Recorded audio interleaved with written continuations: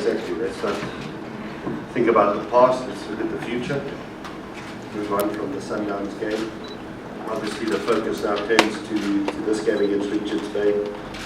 Our target and our objectives right at the beginning of the season was obviously in the league to again try and finish in the top four. We would love to try and bring a trophy back to Cape Town City. It's been quite a while now that we haven't held up a trophy. So that target was set right at the beginning of the season. So we find ourselves now in the quarterfinals, and this match is a very, very important match for us in order to achieve that objective. Richards Bay can be a difficult team. Trotter's a good coach. Makes it difficult when you play against them. Very aggressive team. A team that likes to play on the counter-attack, so we're going to have to be at our best. I made a lot of changes obviously in the game against Sundowns,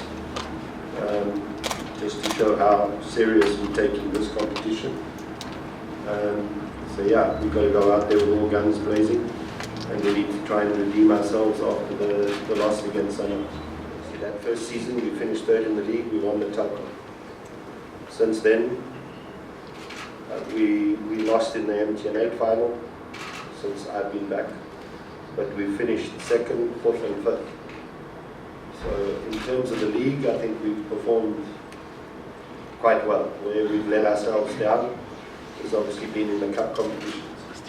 So it's about us looking to take those cup competitions a lot more serious. And that's been the target and the objective this season.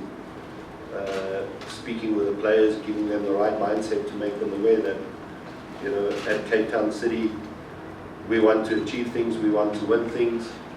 A lot of players have had possibilities to better their careers coming through Cape Town City, which has been good for the club and has obviously also been very, very good for the players. But we're more ambitious than that. It's not only about giving players opportunities, it's also about the club achieving success. So we've made the players aware of that situation, and hence the fact I've explained, you know, the importance of us this season looking to try and lift the trophy.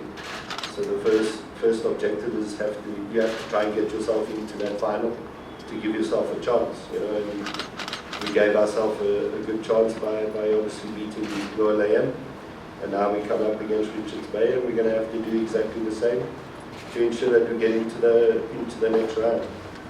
So I wouldn't agree exactly that we are stagnant. I think we're a club that is progressive.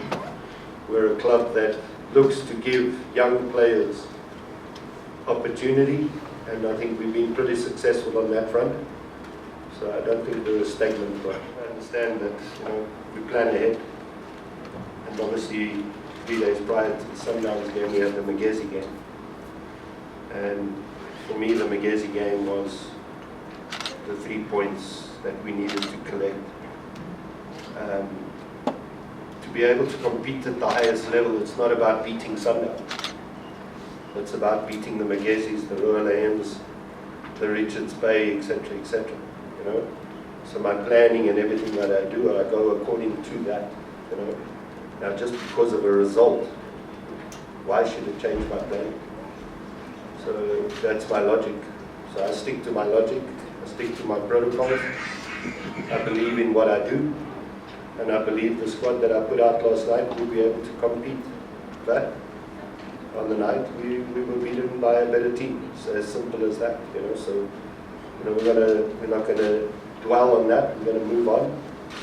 But we know that we rested a number of players leading up to this game, so we'll go into that game with a lot of fresh legs, and players obviously highly motivated to redeem themselves. No, exactly. I think obviously their striker is suspended, so that's the one thing you do know. But as I said before, Brendan is a coach that plays with a lot of intensity, a lot of aggression. So we've got to match them in terms of that. Having watching them of late, they're very much a counter-attacking team, really similar to Magezi. So we need to fix the issues that we had against Magezi to ensure we get a positive result. against Richards Bay. You know, I believe in the squad that we have. I believe the boys can go out there and put on a performance that can get us over the line. I think continue believing in it. You know, an example that I can give you is Mark van Heerden when I signed him. Mark van Heerden came in and I gave a lot of belief in him, and within the space of 2-3 months he came to me and he said to me, "Coach, you've given me the love of football back." Maybe that's what he's lacking, is the love of football. You know, but I see improvements from Hashim day on day. He knows where his weaknesses are. Like you said, he's finishing. I think that's one part of his game that he needs to improve on. We know what he's capable of in small spaces, tight spaces. We know that he can play that killer pass, but can he also score goals? You know, any player that wants to make it at the highest level, especially when you're an offensive player, it's not only about assists, it's also about goals. You know, and that's one side of his game that is lacking. But I think he needs to love the game again, and I'm slowly starting to see that because he's getting a lot of support from me and obviously his teammates. I think it's about keeping the club afloat. Like I said, we're a club that's very, very ambitious, but we're a club that also never stand in the way of someone wanting to better their future. And obviously, players that have moved on have gone on to better things, and obviously the club has profited from that. But that's a part of the club policy, and will always be that. I think that will never change, you know. So the harsh reality for me as the coach, or whoever may come after me, I don't think that will change, you know. So every season, if we're fortunate, as long as we're having good seasons and players are putting on good performances, they're going to get opportunities to move on. Now it's about our scouting, replacing, and making sure that those players match the qualities of what you've just sold, and what you're bringing in